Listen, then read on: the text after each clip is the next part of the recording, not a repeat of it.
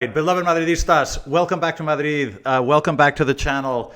Okay, let me give you guys my thoughts on the match against Getafe last night. This was, look, another, sort of so-so performance. This was not a great performance. It was sort of satisfactory. This was a really scrappy match, very interrupted, lots of fouls, lots of slipping, just a very discontinuous match, not a fun one to watch. Decided by a single goal from Kylian, who's just in incredible form. And again, a pass from Arda Güler, who is very quickly becoming absolutely essential for this squad, and I think is really earning his place in the starting 11. Fantastic performance from him, as always. Okay, these 3 points keep us top of the table. I think, that is probably the most positive thing that came out of this. There are still a lot of things we need to fix. This is still not the type of performance that I think we all want to see, but we are moving in the right direction, and at least we're sort of positioned where we need to be. So anyway, a few interesting takeaways in terms of players, etc., that I'll share with you guys. Thanks for joining me as always. Let's get started.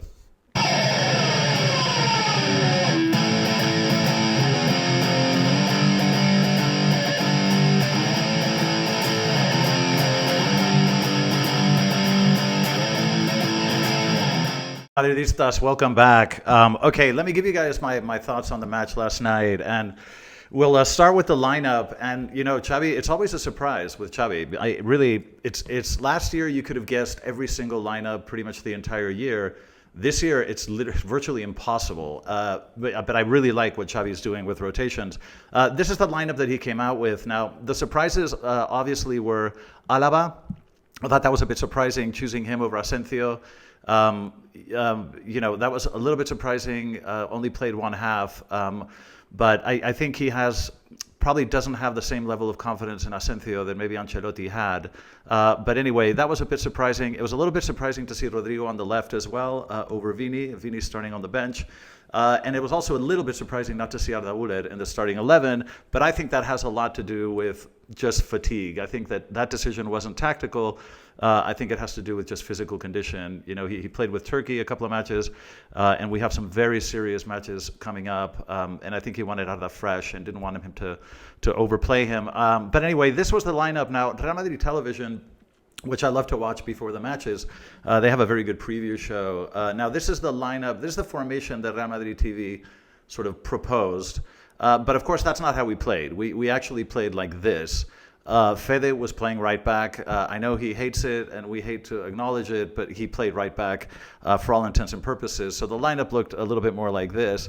But like I say, I really like these rotations that Xavi is making. I think they're very valuable for the squad. They lessen the chance of injuries. I think you keep players fresher and you keep them more incentivized because you're engaging more players. You're keeping everybody sort of fit and everybody hungry. So I'm very happy with the way he's using our players in general. Now, long term, I think it's going to be very beneficial. I think we'll see the benefits of all this rotating towards the end of the season in terms of the condition, the shape the players are in. Okay, in terms of the match itself, look, the first 20 minutes look nothing like what you would expect in an away match to Getafe, right? Like what you would normally expect is Getafe to come out blazing, very aggressive in the first 20 minutes. That's typical when we play away from home. Teams are sort of chomping at the bit to play against Real Madrid. This was the first 20 minutes were the exact opposite of that. Actually, they were our best minutes, I think, of the night. We were in complete control the first 20 minutes. We were circulating the ball very quickly. There was a lot of movement. The players were pressing very aggressively. Like I say, there was a lot of movement off the ball. The players looked very alert, very hungry. Jude was intervening, not with a lot of frequency, but very well. I think when he did, showed us a lot of beautiful little gestures of technique that I absolutely love. Okay, the first chance came in the 7th minute. Kylian a shot, a good save from the keeper. We had another chance in the 8th minute. Now Mastantuono on the right was very ambitious but very sloppy. He's a player that I think on too many occasions is opting the one-on-one, the 1v1 instead of passing. There are situations where I think he should pass the ball back to the middle or behind him, but he kind of insists on the one-on-one. And he loses a lot of balls that way. So he showed us some wonderful technical snippets. There were a couple of controls and passes that were beautiful, but But I think, he's a player that I think needs to improve his decision making because, like I say, he's losing quite a few balls. Another thing I want to mention in the first half is Camavinga. I thought Camavinga had a really, really good first half. He runs like crazy, covers a ton of ground. He has that incredible elasticity. This guy can recover a ball from, he can be behind a player, and I don't know how on earth he gets his foot so far forward, but he has an exceptional elasticity and such quickness. I think Camavinga gave us a very, very good first half. Now, after the first 20 minutes, we really slowed down. The play started to get a lot more, we felt kind of stuck. We started to have a much harder time creating chances. Getafe, in fact, had a very good chance in the 38th minute. But like I say, the last minutes of the first half, we started to feel stuck, out of ideas. We weren't moving as much. Getafe just was piling players on in the back, and we were just having a really hard time getting through. So that the first half ended with a shot from Alaba. But again, this is a first half that went from sort of good to fairly poor. Now, the second half started, and we had a change. We had Alaba came off for Asensio. This is probably physical. I don't think that Alaba had 90 minutes in him. I don't think he's injured. We're going to have to watch for that. Maybe he took a knock or something like that. But Asensio came in for Alaba in the second half, and the start of the second half felt a lot like the end of the first half. Just slow, kind of stuck, no ideas. Very predictable, kind of just hard to break through and create chances. And by the sort of 50-plus minute, the game was just screaming for changes. It just felt like something has to change here because this is not working. And so we started to make changes. In the 54th minute, Mastantuono came off for Vini, which I think was a positive change. I think Vini did energize us a little bit. In the 59th minute, Tchouaméni had a good header that could have gone in.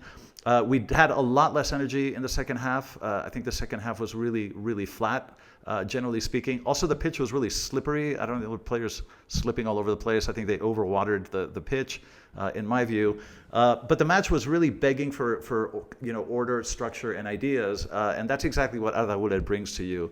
At this point in the sort of 60-minute or so, the match was just screaming for Arda Güler. And that's exactly the change that Xavi made. Very timely. In the 64th minute, Camavinga came off. Arda comes on. And Arda just brings so much play to our game. I mean, he really brought us, ideas, structure. We were better in possession, better in terms of ball mobility, circulation. In the 65th minute, Kylian had a chance. And then in the 71st, from a set piece, he almost scored, the ball just going by the right post. But we looked a little bit disorganized up front, and that's one of the things that I noticed was that, Mbappe and Rodrigo were just not connecting at all. Like those two just do not understand each other. And that was a little bit upsetting to see. But of course, the Arda Güler-Mbappe connection is fantastic. This is probably the best sort of, connection between players that we have. Arda he just has such wonderful vision, and it just seems like he has an antenna. He always knows where Kylian is, where Kylian wants to make a run. And it was just absolutely fantastic, the impact that he had on the match. In the 76th minute, you had the red card, the first one, for a sort of, punch slap on Vini. And I have to say, I was really surprised that they gave it because to be honest, for the last 3 years, Vini has been the punching bag of the Spanish Liga. You can kick him, you can slap him, you can spit on him, you can punch him, you can step on him, and nothing will ever happen to you. That's been the case for the last 3 years. It was really great to see that yesterday, finally, the refs are doing the right thing and calling what they see. I have to, and this is another one of the takeaways that I was going to mention. I think the refs this year are much better. I don't know what is going on behind closed doors, but it's the first time in, I can't remember, 20 years that I think that the referees look good. I've watched every Real Madrid match, every Barça match so far this year, and the refereeing looks normal to me. It's the first season in 20 years that the refs look normal to me. So that's very, very encouraging. Okay, the only goal came in the 79th minute. And again, this was Arda, just a very quick, instinctive pass to Kylian, just beating the offsides, perfect timing on that pass. And then Kylian with just exceptional finishing. His finishing right now is just amazing. He did have a couple of other chances he should have put away, but he is on fire. He's just in a great place right now. In the 81st minute, Mbappe had another good chance, almost scored. The second red card came in the 83rd minute. Again, this was a foul on Vini. Again, Vini caused a lot of trouble on that left-hand side. He really made a difference. Created so much more danger, just so much more activity than Rodrigo, who I think had a really poor match. But again, very happy to see the refs protecting this type of action against Vini, because it's the first time that I ever see refs do anything to protect Vini. So I was very, very happy to see that. In the 86th minute, we had more changes. Jude and Rodrigo came off. Brahim and Gonzalo came in. It's a little bit disconcerting and somewhat concerning that at the end of the match, with we're playing against 9 Getafe players, and they had a counter and basically had a one-on-one in front of Courtois. Now that's alarming. That's not something that should ever happen when you're playing with 2 extra men. How can you possibly let them have a one-on-one situation with Courtois? But Courtois sort of saved the day. So look, the match itself, kind of started well, but then just slowed down. This was a sort of very mediocre performance. We're still nowhere near the level that we need to be. But we took the 3 points, and at this stage of things, that's, we should be happy with that. The team will improve as they continue to play and gel as the season goes on. So the 3 points were really the most important thing. In terms of takeaways, all right, I'm going to run through my takeaways quickly. Number one, I love Xavi's rotations. What he's doing with the squad, I think, is it preserves the physical integrity of the players much better. He also incentivizes the players because he has more players on the pitch, involved in selection. I think that keeps the players fit. It keeps them hungry. So I really like what he's doing, and I think we're going to see the benefits as the season goes on. Towards the end of the season, that difference in the conditioning and the motivation, I think, is really important. I really like what Xavi is doing. He surprises the shit out of me sometimes with some of the things he does, but I think he's doing the right thing. Okay, takeaway number 2. Mbappe and Rodrigo do not understand each other. There were, a few situations last night where they just obvious situations, give and goes, where Rodrigo's supposed to run the wing, but he doesn't. He stays right next to Mbappe, and Kylian's like, "What are you doing?" That type of thing happened 3 or 4 times, and it's obvious that those two just are not connecting well. That's an important observation that we need to correct if Rodrigo's going to be playing up front. Observation number 3, it takes way too long to score the first goal. I said this in my previous video. Why the hell is it taking us so long to score the first goal? We do create chances, but we're just really having a hard time converting them, and it's a little bit disconcerting because I don't know how long we can continue to get away with, playing so many minutes without scoring. So that kind of worries me a little bit, that it just takes us too long to score in matches. Takeaway number 4, Arda Güler is becoming an absolutely essential player in the squad. He reminds me of these old Apple commercials back in the 80s or 90s. Think different. Well, that's Arda Güler. Arda Güler is the sort of Apple of football. He thinks different. He has enormous creativity, incredible vision. He just brings so much freshness, so many just kind of fresh play, fresh ideas. And he has a wonderful vision. I think he's just a very creative, imaginative player, and he has the technique and the skill to deliver those beautiful passes. So I think Arda is just an essential player in this squad, and he's earned a place in the starting 11 in my view. Okay, takeaway number 5. Something is going on with Enrique. I don't know what the hell is going on. This kid is the only player that hasn't had any minutes at all, and I don't know what's going on. I can easily see him leaving on loan in the winter window. I think Enrique must be unbelievably disappointed with what is going on. I feel terribly for the kid. I was here in the Bernabeu when they, welcomed him, almost a full Bernabeu, and he was, it was so emotional, and we were so excited for him. But just 2 years later, to see him in the situation he's in, it's heartbreaking. So I don't know what's going on with Enrique, but we need to find a solution here. Okay, number 6, takeaway number 6, Vini, when he's focused, is an excellent player, but he has to be focused. If you noticed yesterday, he wasn't engaging, talking crap, he wasn't picking these little arguments with people. He looked a little bit more focused. He was being fouled like he always is, but he wasn't losing his mind. And I think that, if he's able to control his mind, he's a very emotional player. He's a very sentimental player. Things affect him a lot, and he's very temperamental. If he can focus and try to remove these emotions from his game, he is absolutely excellent. So I was kind of happy to see Vini last night because I think he brought quite a bit of energy to the left side. I think he played with focus and made a difference. Provoked 2 red cards, and I think created a lot of chances up front. Okay, another takeaway. And I'm absolutely shocked about this one. Takeaway number 7. The refs are okay this year. Again, I don't know what the hell is going on, but this is the first year that I'm not seeing for the last 20 years, every single week is just ridiculous, right? Like Barca gets every call. The refs are completely, constantly trying to find, it's so obvious to anybody. I mean, the most superficial observer can see that something was wrong. I'm not seeing it this year. So I don't know if something happened or there was some weird meeting behind closed doors, but I'm really encouraged by what I'm seeing from the refs this season, and long may it last. Okay, final takeaway. I think we're still very poor in defensive transition. Like I say, you can't have 9 men create an opportunity like they did at the end of the match yesterday. That's completely unacceptable. So our defensive transition, we're still soft in set pieces, I find. I find our aerial play is still a little bit weak. I think defensively our transition is still a little slow. So I think we have to work on that. That's another thing I think we need to work on. Okay, in terms of players, look, I'll run you through my thoughts on players individually very quickly. It's kind of a weird match because I think there's a lot of 5s and 6s. Like nobody really stood out. Like nobody really had, it was, I don't know. It was kind of one of those crummy matches that nobody really shined.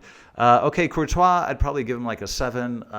This is why he's the best goalkeeper in the world, because he can spend 92 minutes doing absolutely nothing. Like I could read a book, for 92 minutes, but then he's in an absolutely critical 1v1 situation and he just a fantastic save. Like this is what Courtois brings you, just this reliability that is just fantastic. And to be able to turn it on just like that is to turn on your reflexes just from zero is fantastic. I think Courtois did what he needed to do. I thought he was very solid. Okay, Carreras, I didn't think was particularly good. I'd give him maybe a 5. This is the second match where I think Carreras is sort of so-so, not great, which is a little bit, I don't know, concerning. He started very, very well. He is a good player. But this is the second match where I think he's a little bit flat. He's not participating in attack as much. He's losing more balls than usual. Defended okay, but again, this was, I think, a weak performance compared to his other performances. Alaba, I'm going to give Alaba like a 6. I think only played 45 minutes. I think did a reasonable job. He's a player that has not had any continuity recently. So I think considering, how cold he was in that regard, coming in so cold, I think he gave us, 45 pretty solid minutes. Okay, Militao I thought was excellent. Militao, I would probably give him like an 8. I think he was, excellent. He was fast. It's really hard to believe that this is a player that tore one ACL, then tore the other ACL, and now he's come back and he looks really good. He looks quick. He looks sharp. He looks good in the air. In challenges, he's winning challenges. He's recovered a lot of that speed that he was missing when he first came back. I think Militao had an excellent match. Okay, Fede, I'd probably give him a 6. Fede, when he plays right back, he hates doing it, but his curse is that he does it really well. It's just, I'm sorry. Like, I know you don't want to do this, but you're fucking good at it, so we're going to have to ask you to do it. So Fede has to do it, but he does it very, very well. I think he's just a very solid defensive player. He has a lot of natural defensive instincts, and he's quite a physical powerhouse. So I think he played pretty well. I think he was, better in the first half than in the second. But I would say he had a decent match, probably give him a 6. Okay, Tchouaméni, I'd probably give a 7. I thought he was pretty solid in that pivot position, but he was good in the air. Attempted shot from distance, which is good, and actually looked quite good. Could have gone in. There was also a very good header that could have gone in. So he was participating in the attack as well as defending well. So I think Tchouaméni had another very solid match. He's having a great season this year. Okay, Camavinga, I would say maybe a 6, 7, something like that. Maybe a 6.5. He had a very good first half, but then started to lose steam quite visibly going into the second half. But I think that just has to do with his physical state because he hasn't been playing regularly lately. But I think he gave us a very good first half with recovering tons of balls. He's a player that I've always had a weakness for because I really admire his athleticism. I thought he had a decent match. Jude, I'd probably give him a 6. He didn't participate that much. He wasn't, he wasn't that active, but the moments that he did get the ball, he showed us just these beautiful, he's a very technical player. He protects the ball so well. It's just beautiful to see. And I'm a sucker for technique, and I think that the way that Jude handles the ball is just beautiful to watch. But I think he had a decent match. He didn't participate as much as he could have, but when he did, I think did a good job. He also defends incredibly well. He presses the entire match. He's going to ground the entire match. He's a very, very hardworking player, and I think that's really important in Xavi's style. That's something he demands from everyone, and Jude always delivers that. So I think he had a decent match. I'd probably give him a 6. Rodrigo, I thought Rodrigo was poor. I would give him a 4. If you guys don't agree with me, tell me why in the comment section. I thought he was poor. It was just like nothing was working. None of the 1v1s, 1v2s, wasn't connecting, linking up at all with Kylian or the other midfielders. It just, he felt disconnected. He felt very isolated. And then he tried to do too much on his own. His decision-making was poor, wasn't making the right runs. I just think Rodrigo was just a little bit out of place. I thought he had a poor match. Kylian, I thought, had a very good match. There were a couple of chances that I think he should have put away as well, but missed them. But again, I think Kylian, I'd probably give him a 7. I thought I had I would say, very good match. Maybe not excellent, but I think he had a very good match. Put the winning goal, in the back of the net. A lot of mobility, a lot of speed, and he just looks really dangerous every time he gets the ball. So I think Kylian looks fantastic, and long may it last. Okay, Mastantuono, I'm gonna have to give Mastantuono a 4. I don't think he played particularly well. He tried a lot of things. He's very ambitious. He wants to make things happen, but sometimes I think he forces things and he loses the ball too easily. So I think Mastantuono needs to sort of calm down. I know, I love that he's aggressive, and he has the grit. Argentinian players have so much grit. They're so physical, they're feisty, and I love the fight that this kid has, and I love his energy. But I just think he needs to make better decisions when he's on the ball, and hopefully that will come with time. In terms of subs, the only things I'll mention again is Arda is exceptional, and I think needs to be a starter in this 11. Vini made a difference, and I thought made a positive contribution, and I was happy to see that. Asensio was sort of so-so. I don't find Asensio is as good as he was last year. I don't know why. I don't think that Xabi Alonso has the same confidence in him that Ancelotti had. Well, Ancelotti didn't really have an option last year. He sort of had to play Asensio. There was no other option. But Asensio looked a lot more comfortable to me last year. I don't know. This year he looks a little bit more tentative, a little bit slower in the air and challenges. I'm not really seeing his speed as much. He's a very quick player, but I'm not really seeing it this year as much. So I don't know.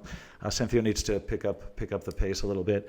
But anyway, listen, those are my thoughts. I'd love to hear what you guys think in the comment section. We have 3 insane matches coming up. I mean, think about this. Juve, Barça, Liverpool. I mean, it does not get more enticing than that. So we have some fantastic football ahead of us, and I'm really looking forward to it. So I'll be at the Bernabeu on Wednesday with my uncle at the Juve match, and I'll be sure to bring you guys some footage of the anthem at the beginning of the match when I do the post-analysis of that one. But anyway, thanks for joining me. As always, let me know what you think in the comment section. Love you guys, and always and forever, a la Madrid.